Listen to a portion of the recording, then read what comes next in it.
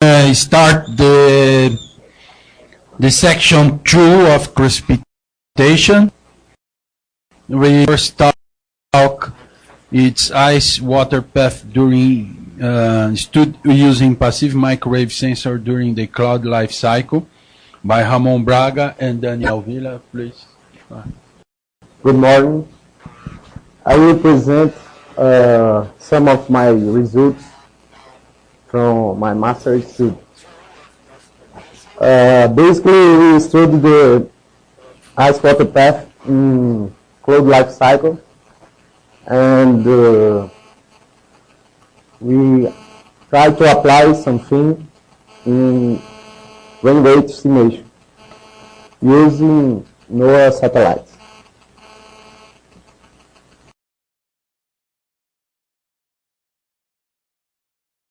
Radar data was compared to the region of study was, as I said, São José dos Campos, and in this region we have the influence of South Atlantic convergence zone, cold fronts, and orographic precipitation. The data that I used was NOAA 16 to 19 satellites and working with high frequency, and the resolution of pixel was 16 kilometers in AD. For track the system with for track, we use the GOES 12 information and the radar information in the period of November to March. So the methodology was we screen the NOAA passage over radar region until 50 kilometers because the X-band has big attenuation for a large far distance, and the information has the maximum delay of 2 minutes. After we assimilate the variables of interest, ice water path, particle diameter, and convective fraction rain rate. We analyze these variables in function of cloud life cycle, and after the MESPPS rain rate.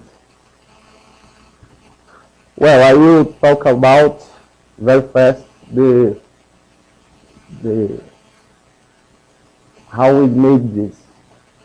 The MESPPS ice water path and rain rate estimation is based on the scattering of ice scattering in clouds over land, because we can't use low frequency to estimate it like it's did in ocean.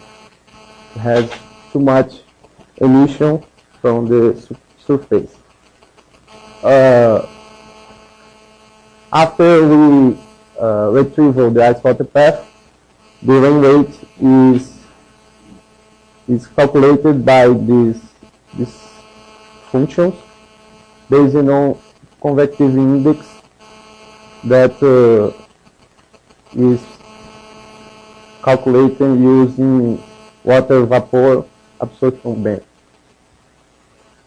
The rain rate was from radar was calculated using this equation for stratiform and convective.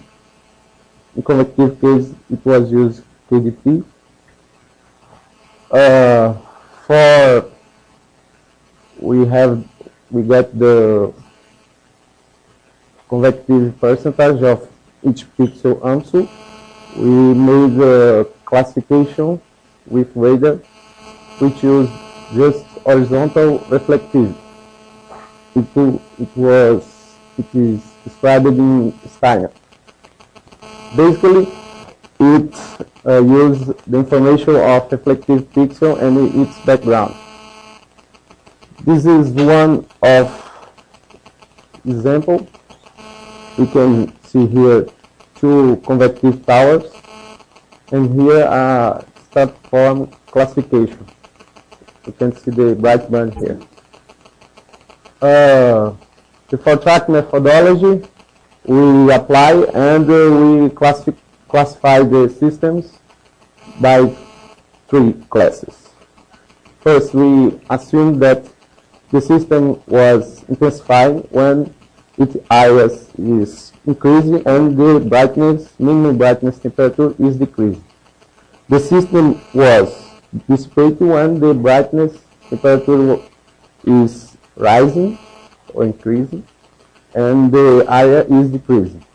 And not identified if the four-track didn't identify the rain event. This is a simple flow chart that shows this. And we finally merged these data and made a statistical analysis. Well, for illustrate, I have a case study for 1/8 of January. And here we have the AMSU pixels and the ice water path calculation. And for the same event, we have the radar rain rate. The cloud radar, rather cloud classification here, and this is a gauge image identifying the cloud. If we can see the forecast, we saw that the temperature was decreasing and the area was increasing. So it was in intensifying stage. Well, after this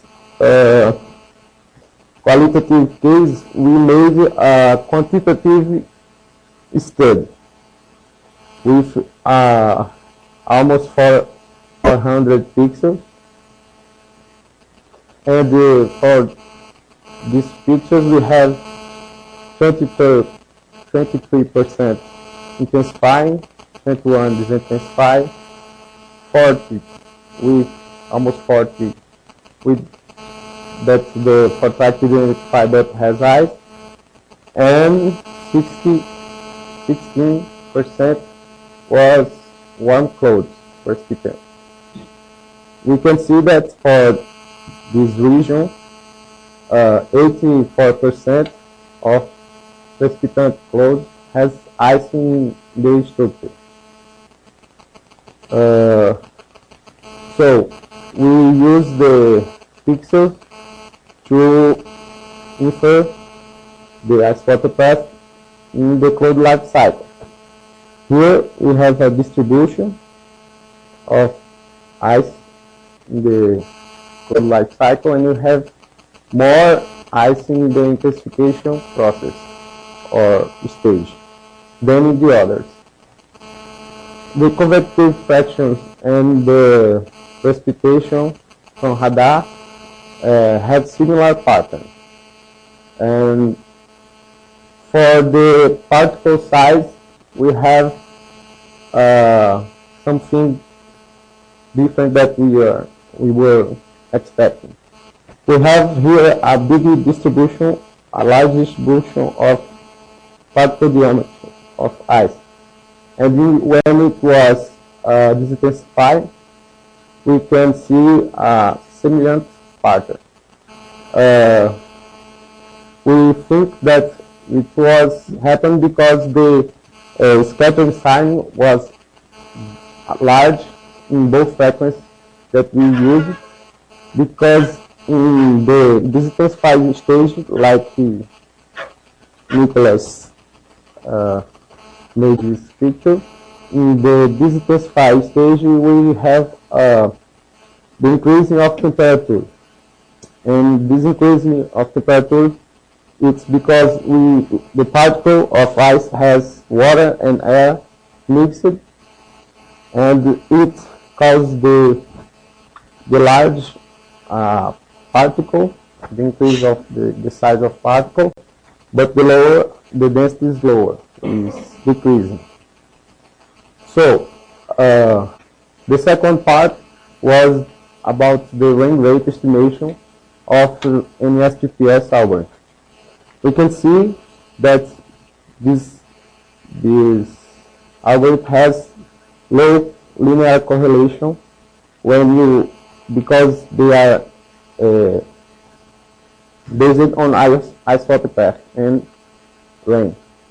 So from recent papers, we know that the diameter larger than 1 millimeter has higher probability of lightning and more convection. But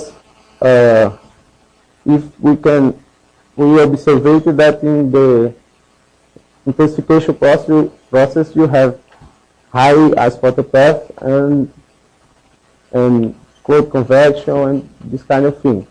So we try to improve the NUSPPS algorithm. Okay, we made the analysis proposal with 70% of data analysis, and we divided the analysis of rain rate by the effective diameter of ice and the ice water path, and made some functions. As we can observe, for diameters larger than 1.2, we have more precipitation when it's in intensification process. It's the same figure that I said back. So the validation of the results was with 30% of data. And we can see that the distribution of rain rate observed at 12 from NSPPS and what we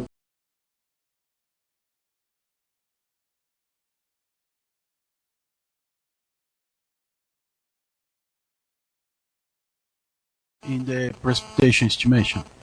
I changed the use of the diameter of ice in analysis of ice water path. If you have a high ice water path and high and larger particles, it indicates that the system is intensified. So the rain rate is higher than when you have a lower ice water path and a small size of ice. Okay.